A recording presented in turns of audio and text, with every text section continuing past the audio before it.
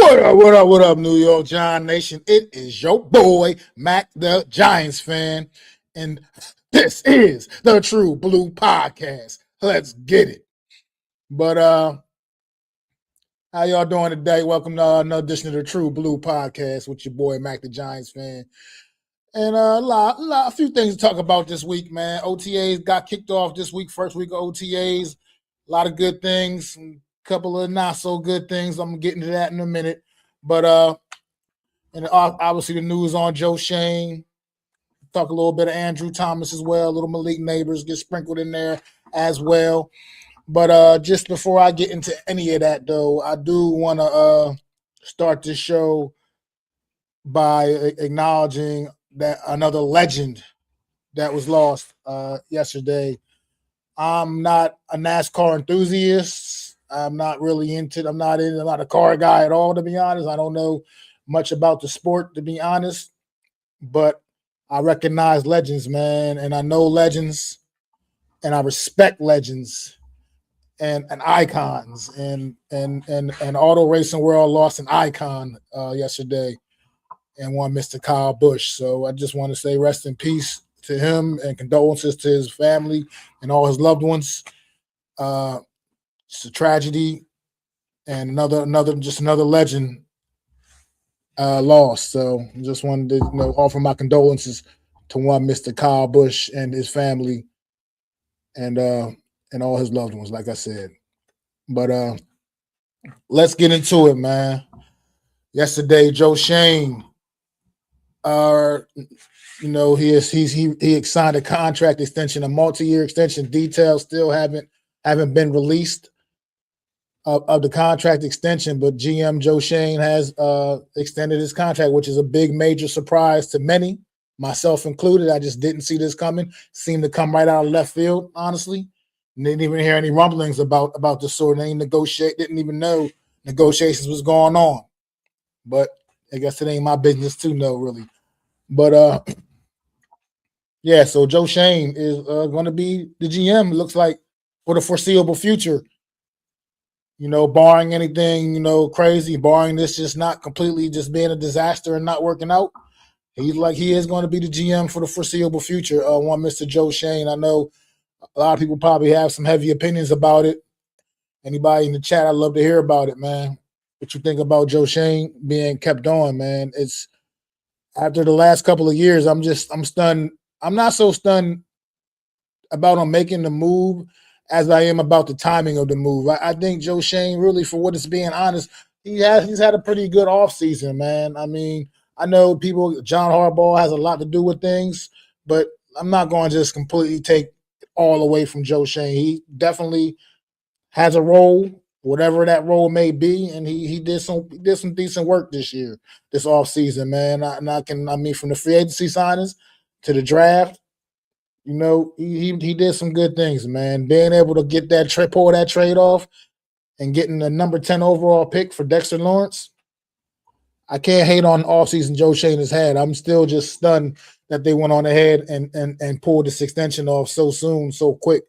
I would have expected them to, maybe at least let's get into the season, see how things is rolling, see if this is actually working out. Because Joe Schoen did some things in the past that on paper looked like it was, going to be, a good thing, and it just never really quite worked out.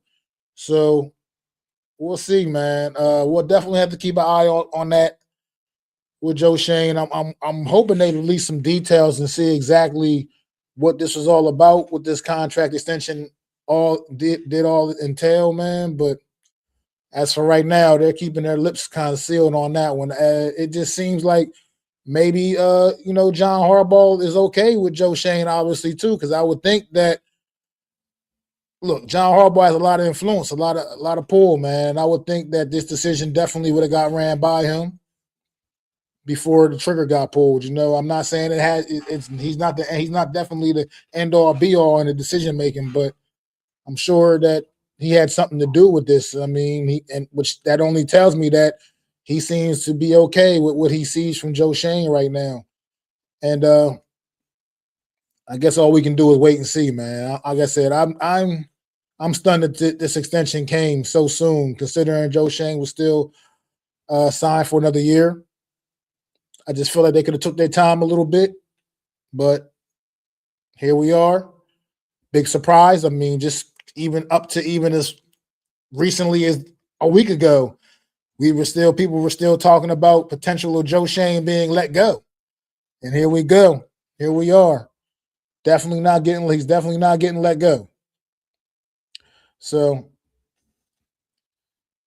Joe Schoen, man, is going to be retained as right now, at least for the foreseeable future, at least as the GM for the New York Giants. OTAs underway, and unfortunately, I'll talk about some of the good things in a few, but right now we'll talk about the one so far. The one sour note from OTAs thus far, man, is yesterday defensive tackle Roy Robertson Harris tore his Achilles, and he is done for the entire 2026 campaign. The significance of this move of this injury is the fact that there's already been some question marks about the defensive tackle position. Obviously, some major question marks, and especially with having moving Dexter Lawrence this past a few weeks ago. And Roy Robertson Harrison, if nothing else, was going to really definitely be a good, reliable depth piece. He proved that even a season ago. He had some signs. He did some flashes, some good things a season ago, and from the D tackle position. So losing him for the season, where a guy that is no doubtedly would have been a very solid rotational piece at D tackle, it's a tough blow to absorb. So that's going to be tough. But at the same time, I think, like I was just saying about Joe Schoen, things he's done this offseason, him in combination of him and Harbaugh, they brought in a lot of good competition, a lot of depth. So this would have been very disastrous a season ago had an injury like this happened. But now, this year, I think the Giants are better prepared. And I think they got plenty of time to figure it out. Like I said, he was not like, I'm not saying like Roy Robertson Harrison was going to be like Dexter Lawrence or anything like that type of level of player. But at the end of the day, like I said, he would have definitely been a solid rotational piece. So it's a tough break, unfortunately, man, and it's a shame. But just wish him the best in his road to recovery. Maybe he'll be back out here next year. Who knows? We will see. We will see. But also coming out of OTAs, man, it's a little bit information. Andrew Thomas, apparently they're kind of having this thing with Andrew Thomas. They want to take it easy with him, not trying to have him overdo it. Want to make sure he is healthy and ready to go in September. Obviously, I think it makes a lot of sense. I mean, obviously we know about the Liz Frank injury, the foot. That's one of those kind of lingering things that's just never really going to completely just go away. It's going to be something that's going to be problematic a little bit for him. He's going to bother him. He's going to have to always be gritting and fighting through that pain. But the shoulder thing was something, wasn't really too familiar with the shoulder thing. Didn't know that he had a real issue there. And apparently that's something else. He's had a little nagging thing with his shoulder going back from the last season.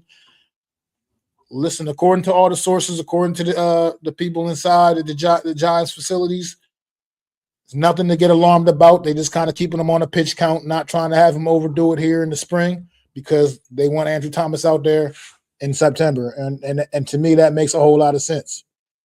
It makes a lot of sense because that's when you need Andrew Thomas. You need him in September. We don't need him in May. You know what Andrew Thomas can do. I think he's already at that level now, at that stage of his career where he's proven the caliber of player that he is, the type of player that he is. You don't need him out here overdoing it in May, not even necessarily in training camp, to be honest. You know what Andrew Thomas is going to give you. You know when he's not on that offensive line, you know the difference there is on that O-line, that there's a major difference and that it becomes an issue and that it can become problematic. Bad things seem to happen when Andrew Thomas is not on that offensive line. You even go back to last year. Didn't play the first couple of games of the season. O-line looked like the same old New York Giant O-line that we had grown so accustomed to. And yet here we are. And yet and Thomas comes back week 3 and played, the rest of the season pretty much. Offensive line blossomed. Absolutely blossomed with Andrew Thomas back on it. So I think I kind of agree with what they're doing here, the maintenance situation they're using with Andrew Thomas, because like that guy is it just makes more sense. You need that man out there anchoring your offensive line come September. And right now he has nothing to prove in the months of May or June, to be honest. Nothing for Andrew Thomas to prove here. So I respect what they're doing. It just kind of came out of left field a little bit. Like I said, the shoulder thing, the foot is out. Foot has been obviously well documented, and everybody I think knew about the foot. But the shoulder thing was just something that I just was unaware of, to be honest, until I heard about it yesterday. And the fact that it dates back to during the season last year is even more interesting. So yeah, I'd say go ahead and keep up with that. Keep him on keep kind of that situation, under control. Keep him on that pitch count, so to speak, during these months right here, because the times we need him, like I said, we need him week 1 against Dallas, point blank and period. Point blank and period. And that foot is, like I said, the more rest he can get on that, the better he'll be anyway. So right now, taking meaningless snaps in May and OTA practices, yeah, it's probably not really what we need to see Andrew Thomas doing anyway. He is the left tackle for the New York Giants. He is one of the best left tackles in the league. And I think you got to take care of this guy, man, and make sure he is okay for Dallas on the 13th of September, man. So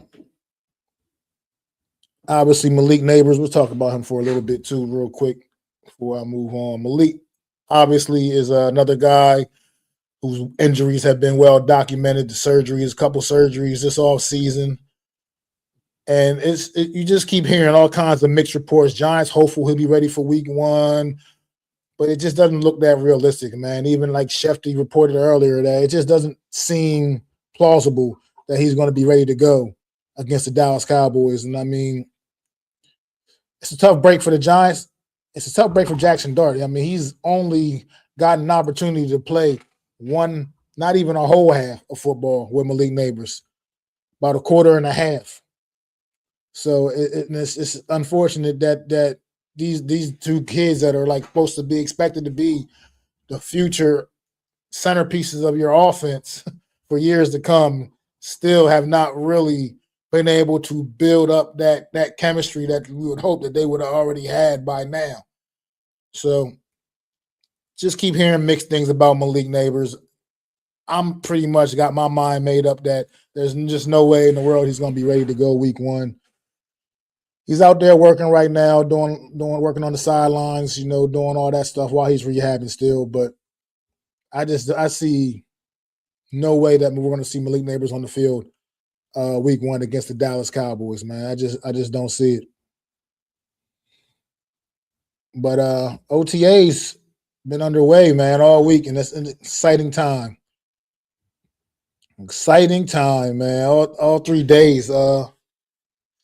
There's been some standout performers from everything I've been hearing. All the reports, Abdul Carter. And it's tough. It's kind of tough to gauge this because clearly nobody's actually blocking him. But at the same time, Abdul Carter, they said, the reports have been he's been rock solid all over the place, very explosive, just constant pressure in the team drills, speed off the edge. It just looks elite, which we saw very many samples of that a season ago, and just very showing a lot of versatility, lining up in multiple spots all over the front. Welcome to your NFL headlines today. Excuse me for once. Sorry about that. I forgot to unplug my Echo. But He just looks comfortable dropping back and coverage drops as well. So Abdul Carter right now looking really good thus far through the first week of OTAs. He's been one of the standout performers for sure. And another guy that we've been hearing about, Calvin Austin, man, just really been lighting it up as well. Three just really solid days of OTA practices from Calvin Austin, a guy that could cut one of the new additions to the wide receiver room, a guy that can potentially do some damage for you with the special teams. And early on, he could be a shifty little slot guy for you. So Calvin Austin also is one of the guys you've been hearing a whole lot about.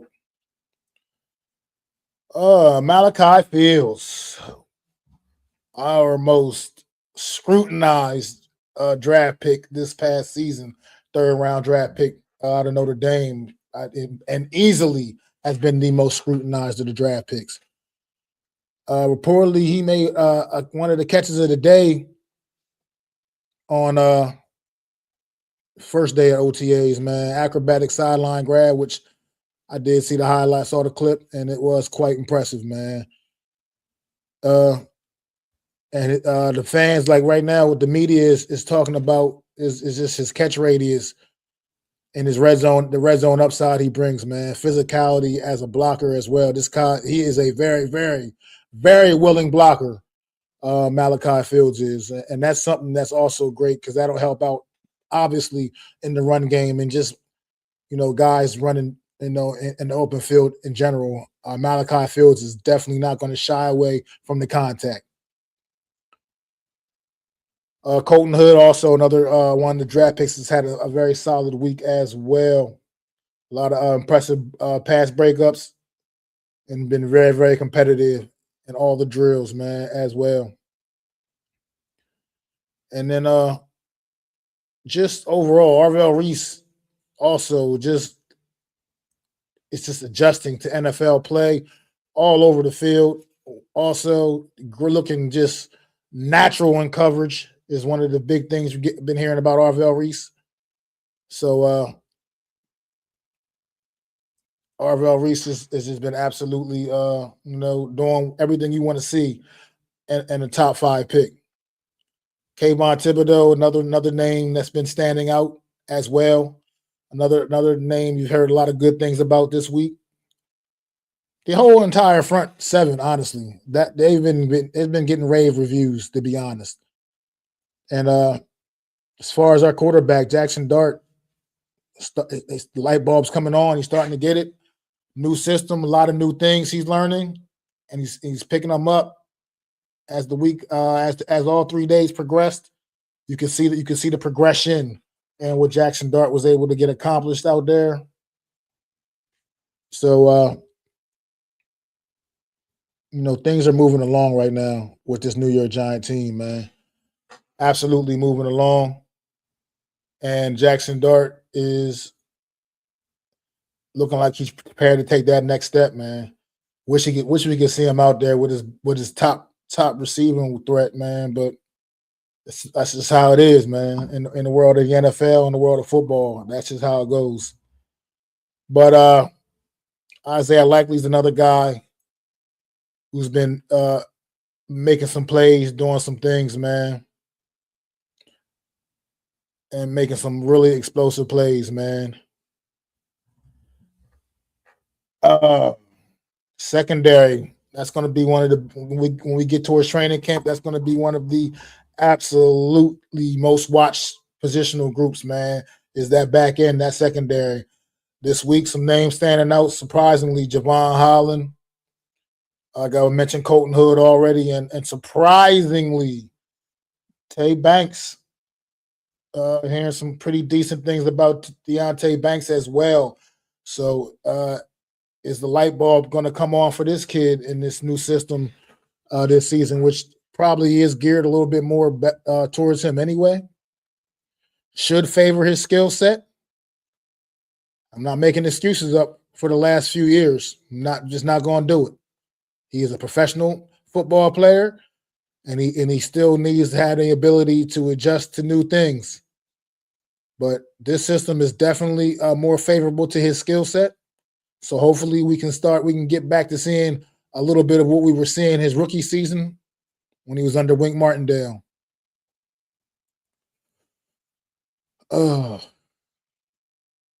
Obviously, certain guys like Cam Scatterboo also not really getting any kind of a full workload right now. He's still rehabbing. He's not 100% yet. And it's just tough, man. I feel bad for the linemen. I'm a big guy, and I get it, and I feel bad for them. These OTAs, these spring practices.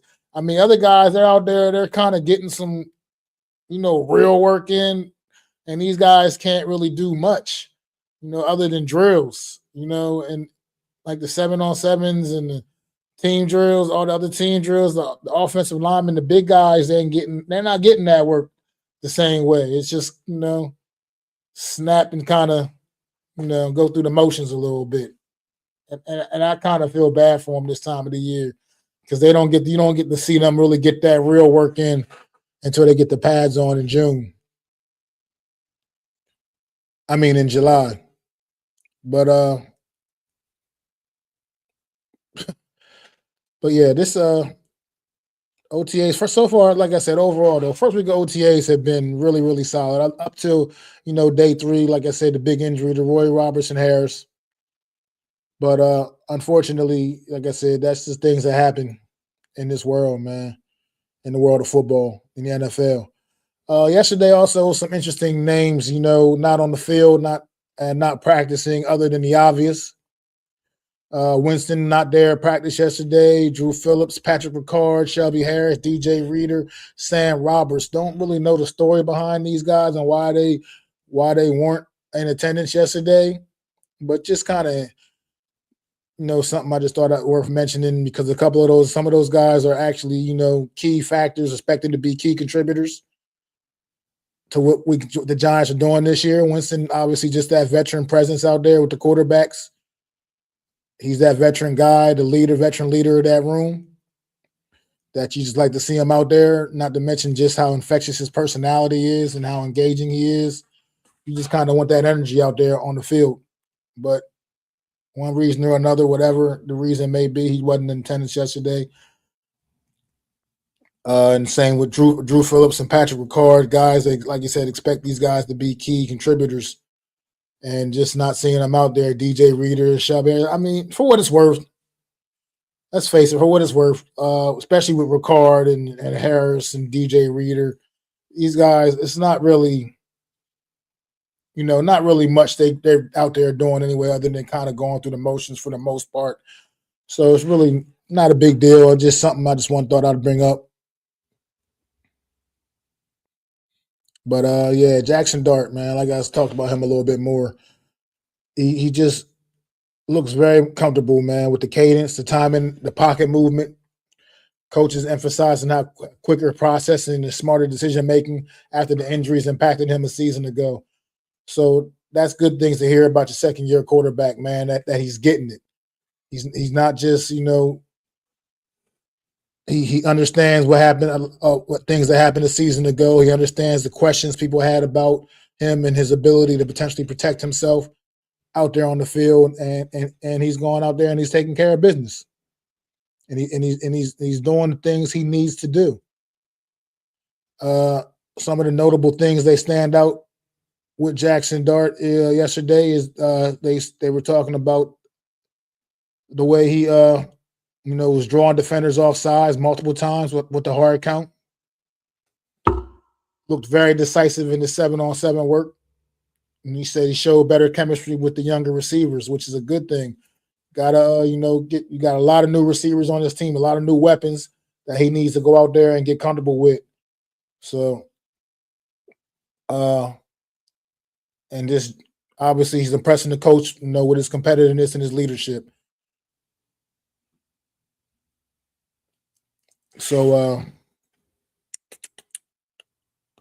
it's good things. That's all the things you want to hear from you about your young quarterback. Like I said, all the things that you want to hear. But The kicking competition out there, 3 kickers out there on the field for the New York Giants. Another interesting competition, man. Ben Sauls, Jason Sanders, Dominic Savada. Obviously, Ben Sauls retained from last season, was here a season ago. For part of the season with all the kicking issues we had a season ago, he ended up being the last man standing pretty much. Then you got Jason Sanders, the free agent from this year they brought in during free agency, former Miami Dolphins kicker, and then Dominic Zavada, young man, undrafted free agent out of Michigan.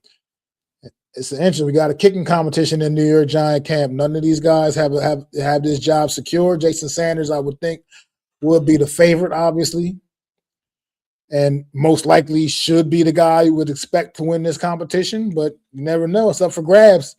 Right now, it's nobody's job, and apparently, it's nobody's right now even standing out right now as the leader.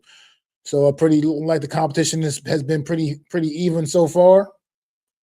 And let's go. I'm with all the competition, all the smoke, man. I want it all, man. I want to see everybody out there grinding, everybody out there working hard, man. Some of the things that are being questioned right now mostly seems to be the obvious injury situations with League Neighbors and his timeline. Why you can't really get a grasp on a more clear timeline for him, and obviously the durability of Andrew Thomas. Also, just something that's something to keep an eye on. Like I said, I think they have a good maintenance plan in place, and as long as they follow through with that, I think hopefully things should be okay. According to the sources, everything is nothing to be alarmed about. It's just they're just trying to keep this player as healthy as possible. So hopefully it all works out because, like I mentioned before, you definitely need them in September more than you need them in May. And just wide receiver depth right now until Malik Neighbors returns. Because also remember, Darius Slayton won't be back until training camp as well, so he won't be participating in any of this spring stuff either. So the depth is pretty much all the new guys right now, for the most part. And then you got your Jalen Hyatts of the world out there, and guys like that. But that's definitely one of the biggest question marks right now, as well, concerning this football team.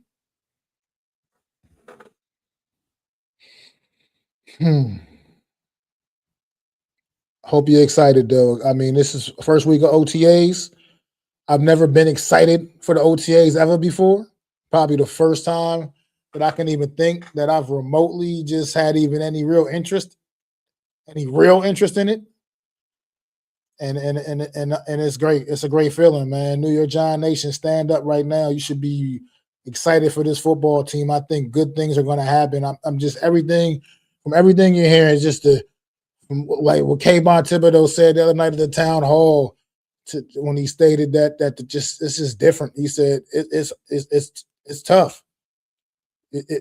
John Harbaugh, man, has high expectations, and he has set the bar. He's setting the bar, man, setting the precedence out here. Something that we haven't seen from the in the New York Giants in some time, man. Practices more physical, more aggressive, getting at it, man. And it's beautiful to hear, man. It's a great sign of potential greatness, man, of this football team. Look, gotta take the baby steps first, man. It's about being just more competent and being better. But I think this football team is poised to do it. I think they have what it takes, and I think they're going to be able to really get the job done, man. As we get ready, it's all about getting ready for Week 1 against them Dallas Cowboys. Getting this team ready.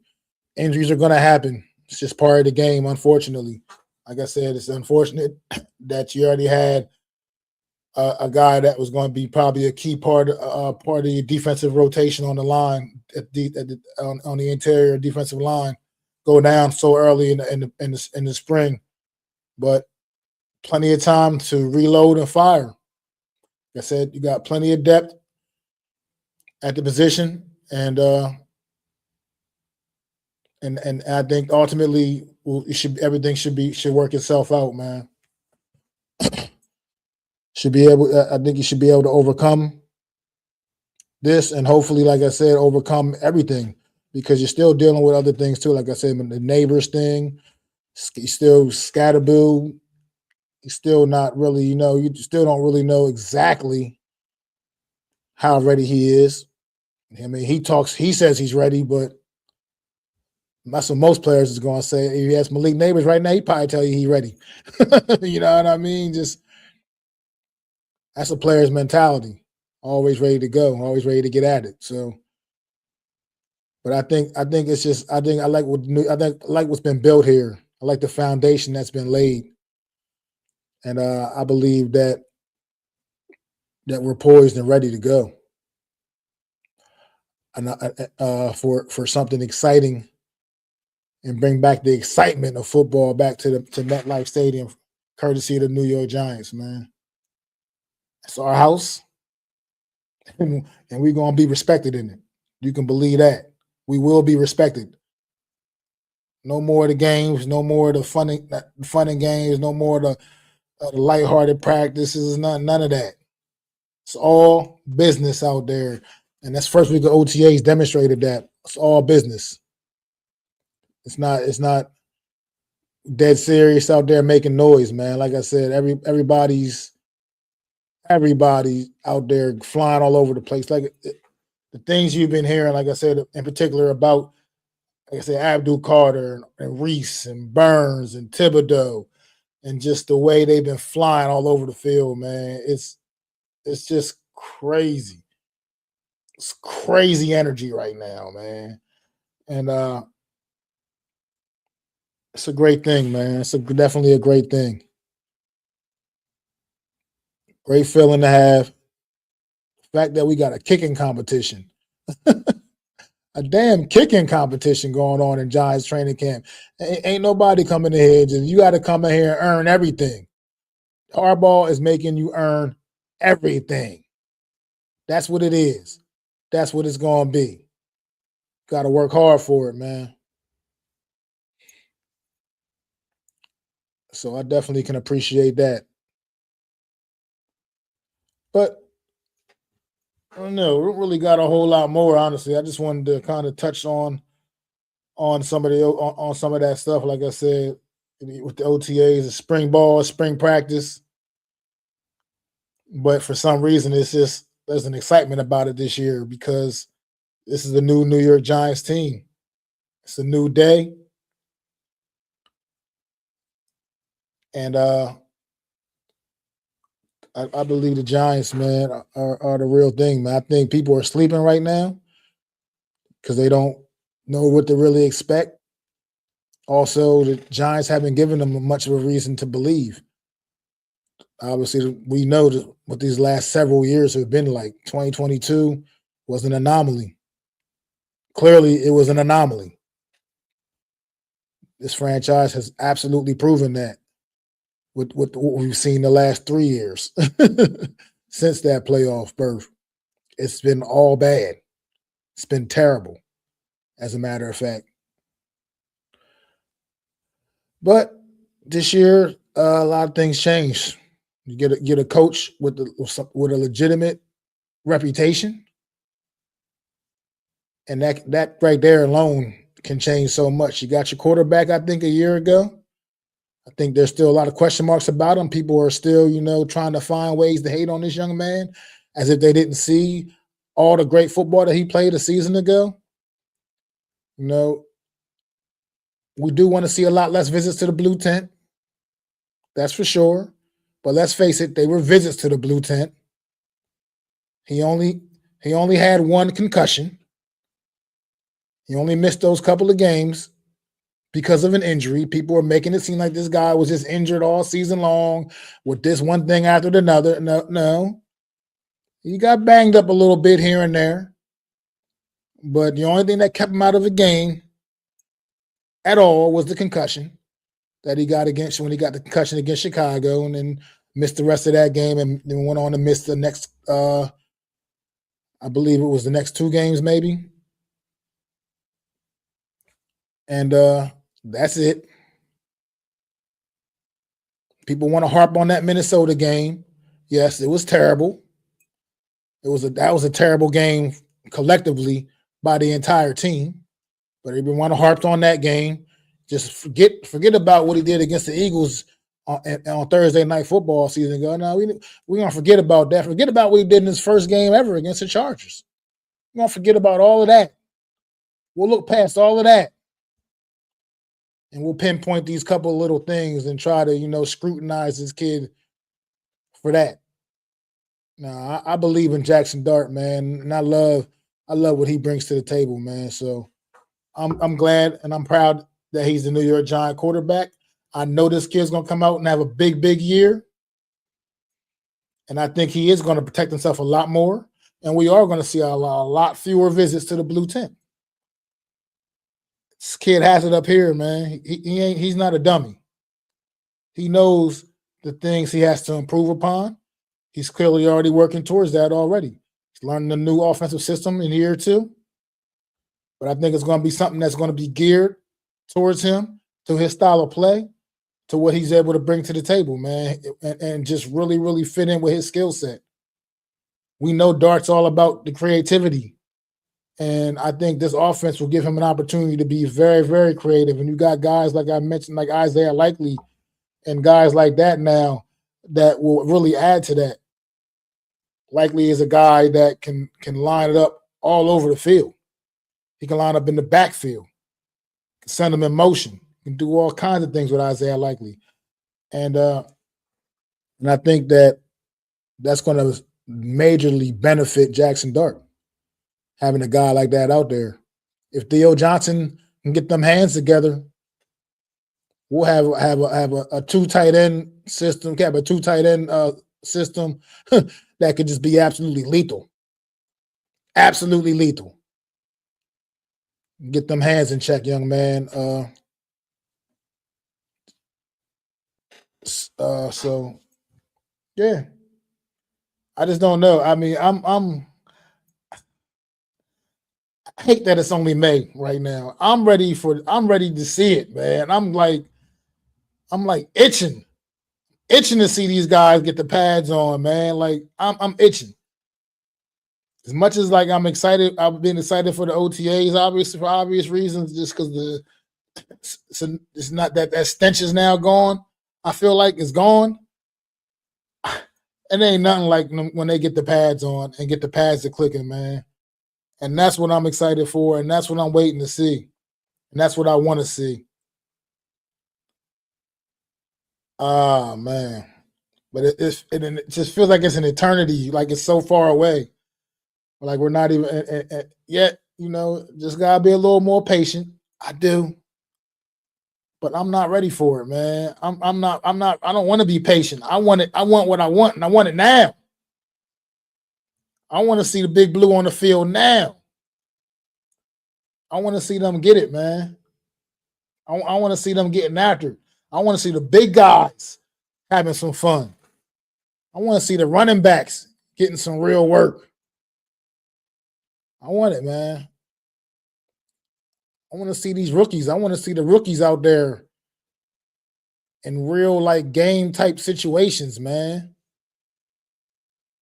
But we're getting there. We are getting there.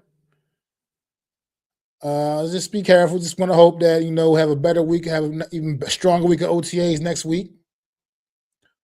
Avoid any more injuries, any more serious injuries. Hopefully, because that's the last thing we need is guys to just start going down in May. That's the last thing we want. Obviously, like I said, we lost one already. Got to pick up the pieces, man. But that's the beauty of having depth.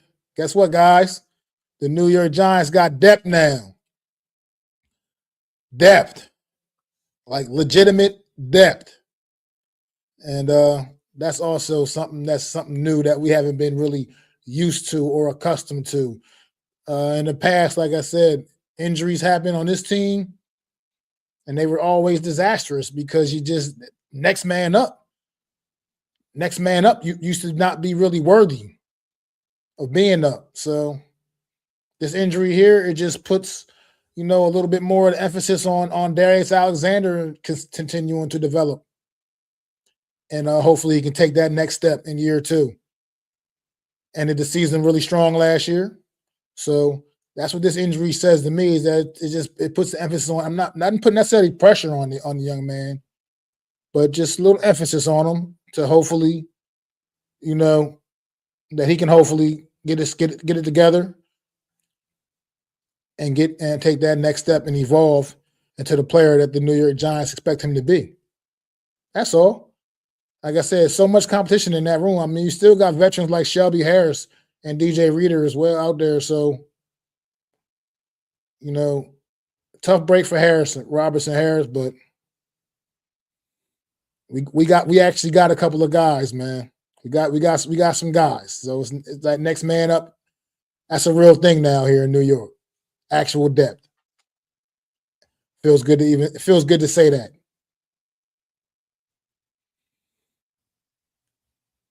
So guess I'll get ready to wrap it up. But you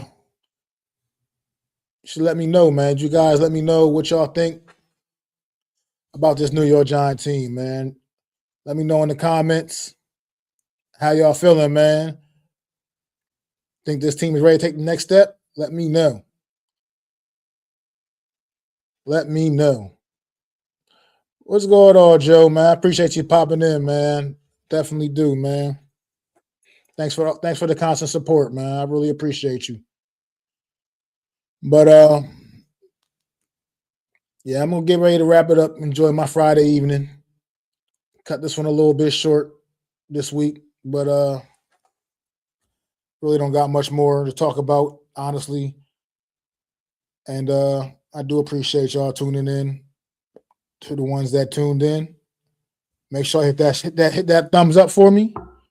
Keep on supporting the channel as I continue to grow. And I can't grow without the support of all you guys out there, man. I definitely appreciate all of you. So just hit that thumbs up for your boy, Mac the Giants fan.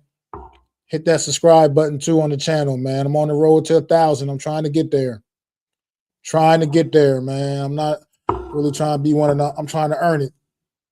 I'm not being one of them going out there buying subscribers and all that craziness. So, hit that thumbs up if you like what I got to say, man. Like my streams, like my content, man. I definitely appreciate it.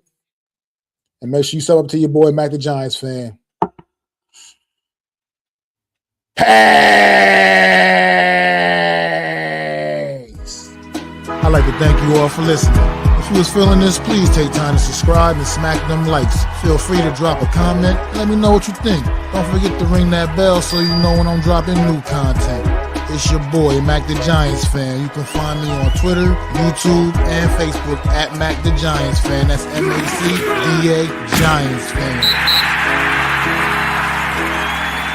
It don't cost a thing to hit that like button. Just do it. Do it.